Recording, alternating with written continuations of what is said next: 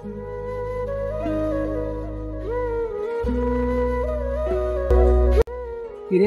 ওরা গোপুর সাথে তো মন খারাপ করে বসে রয়েছে। দেখি কি হয়েছে, একটু খবর নিয়ে আসি।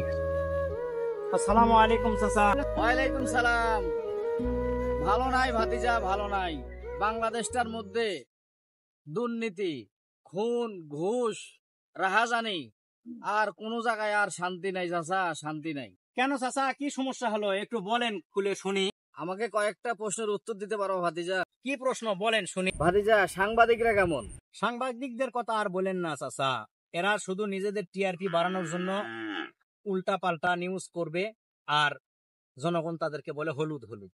ভাতিজা, ইঞ্জিনিয়াররা কেমন? চাচা, এই ইঞ্জিনিয়ার সেক্টরটা এমন যে এরা টাকা ছাড়া কলম ধরে না, রুল পেন্সিল ধরে না।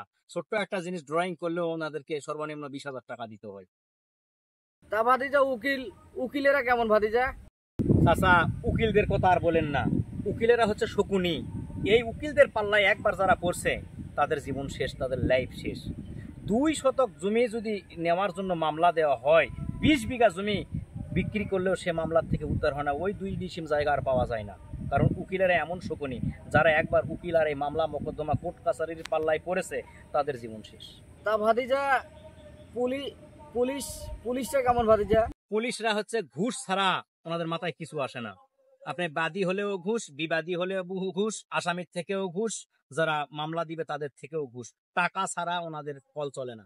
তা ভাতিজা, রাজনীতিবিদ যারা রাজনীতি করে এরা কেমন ভাতিজা? চাচা, এই রাজনীতিবিদেরাই তো সকল নষ্টের মূল। এরাই তো সবচেয়ে বেশি খারাপ। এরা জনগণের সামনে ওয়াদা করে একটা, কথা বলে একটা, আর কাজ করে আরেকটা। এই যার জন্য জনগণ প্রতারিত হয় বারবার। তা ভাতিজা, ওই যে মানুষের চিকিৎসা করে ডাক্তাররা কেমন? চাচা, ডাক্তারদের কথা আর কি বলবো, এরা হচ্ছে একদম কসাই। যেটা এমন একটা পেশা, সেবা, মানবতার কল্যাণ, মানুষের সেবা করা, এই পেশাকে ওনারা ব্যবসা বানাইছে, কসাইখানা বানাইছে। এরা সরকার থেকে টাকা নেয়, এরা ব্যক্তিগত চেম্বারে বসে টাকা ইনকাম করে, এরা ওষুধ কোম্পানির থেকে নেয়, এরা ওই ল্যাবের মধ্যে পরীক্ষা করতে দেয়, সেখান থেকে নেয়। টাকা ছাড়া মানুষের চিকিৎসা হয় না আজ। তা ভাতিজা, ইমাম মুয়াজ্জিন কেমন? ইসলামের তো আর সঠিক রূপ নেই, এজন্য ইমাম মুয়াজ্জিন এরা তো ধর্ম ব্যবসায়ী। তা ভাতিজা, সবাই কি খারাপ? ভালো কে? সবাই ভালো, আমি খারাপ কাউকেই বলতেছি না। এটার কারণ আছে। কারণটা হচ্ছে আমরা যে জীবন ব্যবস্থায় চলতেছি, আপনার রাস্তা যদি সোজা হয় তাহলে আপনি বাঁকা কিন্তু চলতে পারবেন না, আর রাস্তা যদি আঁকা বাঁকা হয় তাহলে আপনি কিন্তু সোজা চলতে পারবেন না। বিষয়টা এখানে। যেমন আমরা পশ্চিমাদের গণতন্ত্র দেওয়া জীবন ব্যবস্থা মেনে চলতেছি। বাংলাদেশে একবার সরকার পরিবর্তন হয়, আবার নতুন সরকার আসে, আবার সেনা প্রধান পরিবর্তন হয়, আবার নতুন সেনা প্রধান আসে, পুলিশের আইজি পরিবর্তন হয়, অফিসার চলে যায়, আবার নতুন অফিসার আসে।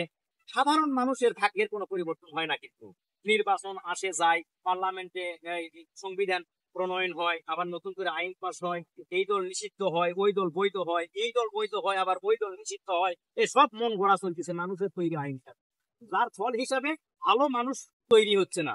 আমাদের আত্মার পরিশুদ্ধি হবে, মানুষের আত্মার থেকে পরিবর্তন হবে, মানুষের সেবা করবে। ডাক্তার, ইঞ্জিনিয়ার, উকিল, এগুলো পেশা সব কিন্তু মানবতার কল্যাণে, মানুষের কল্যাণের জন্য এই পেশাগুলি বাছাই করা হয়েছে। কিন্তু এখানে অর্থনৈতিক লেনদেন আর বিজনেসে পরিণত হয়ে গেছে। কেন? কারণ হলো আমরা যে সিস্টেমে আছি, এই সিস্টেমে মানুষের আত্মার পরিবর্তন হয় এমন কোনো পদ্ধতিই নাই, এমন কোনো চ্যাপ্টারই নাই, অধ্যায়ই নাই। আপনি যদি আল্লাহর দেওয়া বিধান প্রতিষ্ঠা করেন তাহলে আপনি দেখবেন যে মানুষ আত্মার থেকে পরিবর্তন হয়েছে, মানুষ শরিয়াগত ভাবে পরিবর্তন হয়েছে। কারণ ইসলামের হচ্ছে আধ্যাত্মিক আছে এবং শরিয়াও আছে, আইন কানুন, দণ্ডবিধি, অর্থনীতি, ইসলামে সবকিছু আছে। আবার মারিফত আছে। মারিফত মানে নিজের আত্মাকে পরিশুদ্ধি করার একটা চ্যাপ্টার আছে ইসলামে। ইসলাম হচ্ছে শরিয়া এবং মারিফত, দুইটা মিলে, দেহ এবং আত্মা, ডান বাম, ন্যায় অন্যায়, বৈধ অবৈধ, সবকিছু মিলেই হচ্ছে ইসলামের একটা আদর্শ।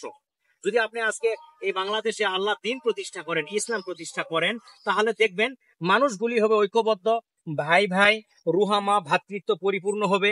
ডাক্তার রোগীর সেবা করবে, উকিল তাদের মক্কেলকে সার্ভিস দিবে, পুলিশ প্রশাসন দুষ্কৃতিকারীকে অ্যারেস্ট করবে, এখানে অন্যায়কারী কোনো ছাড় পাবে না, আর নির্দোষ লোক কখনোই মামলায় যায় বারবার কোর্ট কাছারিতে ঘোরাফেরা করবে না।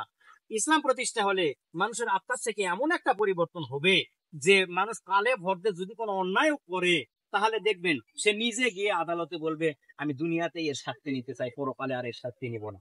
কিন্তু মানুষগুলি আজকে আল্লাহর হুকুমকে বাদ দিয়ে এই পশ্চিমা প্রভুদের হুকুম বিধান মেনে নিয়ে আজ স্বার্থপর আত্মকেন্দ্রিক হয়ে গিয়েছে।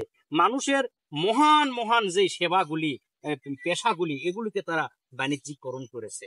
এর ফল হিসেবে আজকে আমরা অন্যায়, অবিচার, অশান্তি, জুলুম, নির্যাতন, এই যাবতীয় সব কিছু আমাদের সমাজে সংঘটিত হচ্ছে। অনেক সুন্দর করে প্রশ্নের উত্তরগুলো দিয়েছো।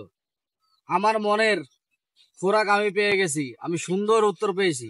যদি তোমার এই কথাগুলো এই মানুষ মেনে নেয়, তাইলে সমাজে অবশ্যই শান্তি, সুবিচার, ন্যায়, সাম্য মানুষ পাবে, মানবতা পাবে।